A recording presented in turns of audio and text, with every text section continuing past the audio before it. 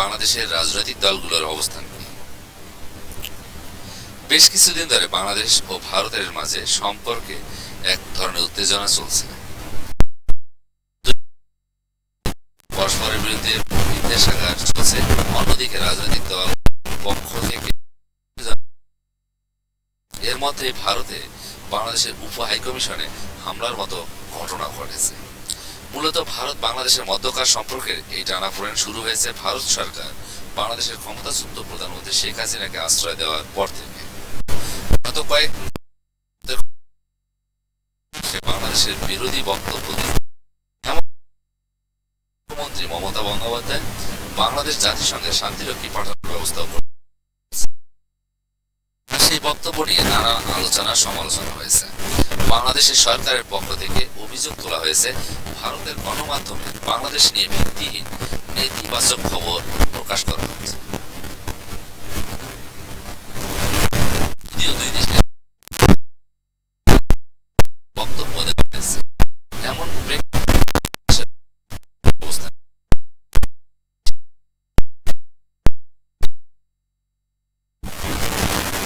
রাজনৈতিক বিশ্লেষকরা বলছেন বাংলাদেশের রাজনীতিতে নানান কারণে ভারত বিরোধিতার বিষয়টি নতুন নয়।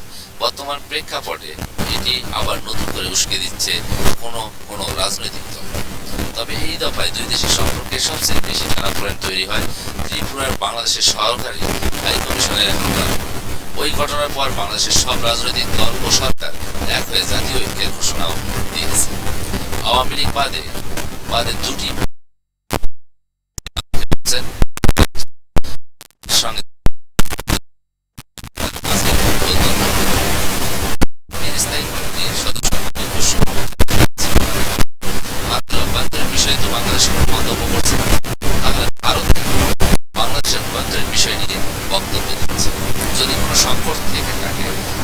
সরকার ও জনগণ তার সমাধান। ভারতের অপপ্রচার ও রাজনীতি। সম্প্রতি ভারতের বিভিন্ন গণমাধ্যমে বাংলাদেশ সংখ্যালঘু নির্যাতনের অভিযোগ ঘিরে বেশ কিছু ভুয়া খবর ছড়াতে দেখা গেছে। এর আগে 5ই আগস্টে সরকার পতনের পর একই ধরনের চিত্র দেখা গিয়েছে। শেখ হাসিনা সরকার পতনের পর ভারতীয় মিডিয়াগুলোতে বাংলাদেশ নিয়ে এত বেশি নেতিবাচক খবরে অভিযোগ হচ্ছে। ওই বাংলাদেশের প্রধান তিনটি রাজনৈতিক দল বাংলাদেশ জাতীয়বাদী দল বিএনপি, বাংলাদেশ আওয়ামী লীগ ও জামায়াতে ইসলামী মতামত জানতে চাওয়া হয়েছে। আওয়ামী লীগ বাদে বাকি তারাই বলছে যে ভারত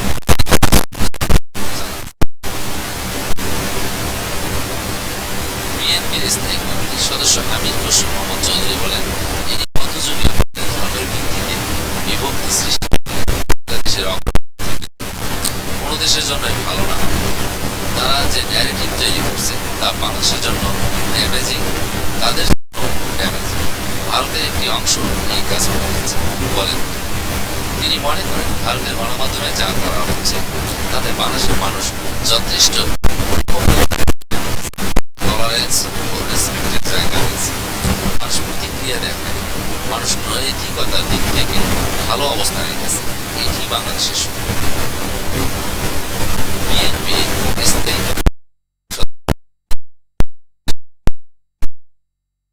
বলেন, ভারতের বিভিন্ন গণমাধ্যম থেকে বাংলাদেশের বিরুদ্ধে অপপ্রচার চালানো হচ্ছে।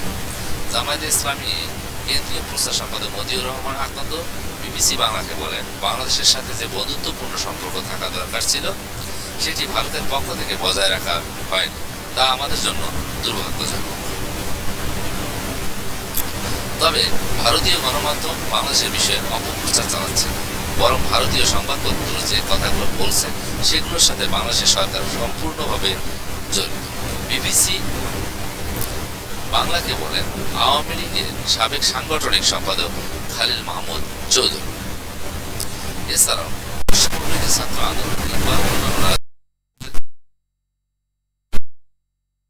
অপপ্রচার ও রাজনৈতিক নেতাদের বক্তব্যের পর দুই দেশের সম্পর্ককে বেশ নেতিবাচক বিবিসি বাংলাকে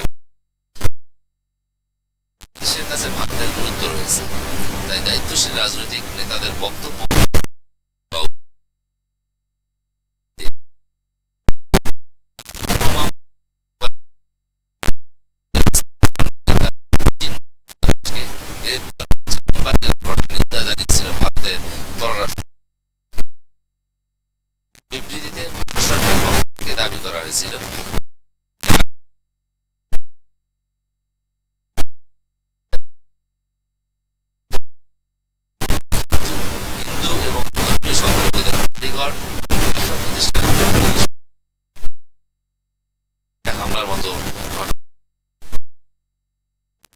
তবে এসব বক্তব্যকে প্রোপাগান্ডা হিসেবে বাংলাদেশের অন্তর্বর্তী সরকারের পক্ষ থেকে বিভিন্ন সময়ে বলা হয়েছে।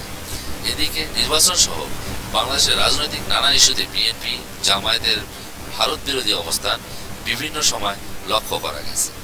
কিন্তু শেখ হাসিনা সরকারের পতনের পর ধর্মকে রাজনৈতিক কৌশল হিসেবে ব্যবহার করা হচ্ছে বলে মনে করেন রাজনৈতিক দলগুলো।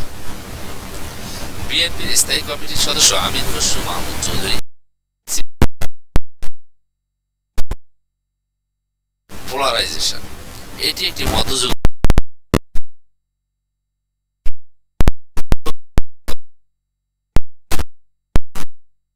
মনে করেন যে ধরনের প্রচারণা চালাচ্ছে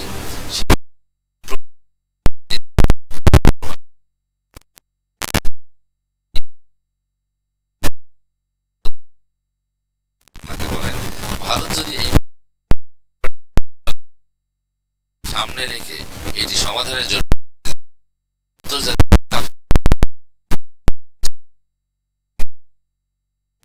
সংখ্যালঘু ইস্যু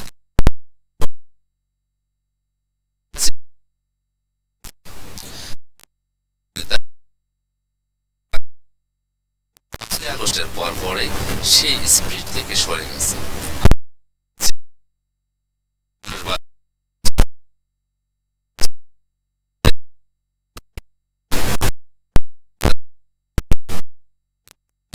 হিসেবে দেখছেন রাজনৈতিক বিশ্লেষক বিবিসি বাংলাকে বলছেন, এই মুহূর্তে ভারতের গণমাধ্যম যে প্রোপাগান্ডা চালাচ্ছে তা উত্তেজনা বাড়াচ্ছে বাংলাদেশে। যদিও ভারত সম্পর্কে